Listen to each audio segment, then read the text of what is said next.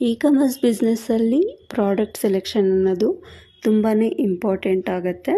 In case ನೀವೇನಾದರೂ ಈಗ ಕಡಿಮೆ ಬಡ್ಜೆಟಲ್ಲಿ ಸ್ಟಾರ್ಟ್ ಮಾಡಬೇಕು ಅಂತ ಅಂದ್ಕೊಂಡಿದ್ರೆ, ಒಂದು 5,000 to 10,000 ಬಿಲೋ ಮಾಡಬೇಕು ಅಂದ್ಕೊಂಡಿದ್ರೆ ಡೆಫಿನೆಟ್ಲಿ ನೀವು ಜ್ಯುವೆಲ್ರಿನ ಚೂಸ್ ಮಾಡಿ. ಬಿಕಾಸ್ ನಮಗೆ ಜ್ಯುವೆಲ್ರಿ ಒಂದು 5,000ಗೆ ಸ್ವಲ್ಪ ಜಾಸ್ತಿ ಕ್ವಾಂಟಿಟಿಯಲ್ಲಿ ಸಿಕ್ಕತ್ತೆ. ಸೊ ಹಾಗಾಗಿ ನಮ್ಮ ಹತ್ರ ಸ್ಟಾಕ್ ಇನ್ವೆಂಟ್ರಿ ಮ್ಯಾನೇಜ್ ಮಾಡೋದಕ್ಕೆ ಈಸಿ ಆಗುತ್ತೆ. ಮತ್ತು ಇನ್ವೆಂಟ್ರಿಯಲ್ಲಿ ಸ್ವಲ್ಪ ಜಾಸ್ತಿ ಸ್ಟಾಕ್ ಇದ್ದಾಗ ನಮಗೆ ಆರ್ಡರ್ ಫ್ಲೋ ಅನ್ನೋದು ಸ್ವಲ್ಪ ಜಾಸ್ತಿ ಇರುತ್ತೆ.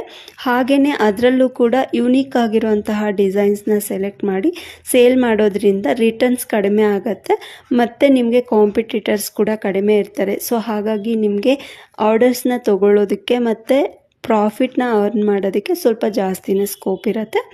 ಇನ್ ಕೇಸ್ ನೀವು ಕ್ಲಾದಿಂಗಲ್ಲಿ ಹೋಗ್ತೀನಿ ಅಂತ ಹೇಳಿದ್ರು ಕೂಡ ಕ್ಲಾದಿಂಗಲ್ಲೂ ನಿಮಗೆ ನಂಬರ್ ಆಫ್ ಕಲೆಕ್ಷನ್ಸ್ ಇರುತ್ತೆ.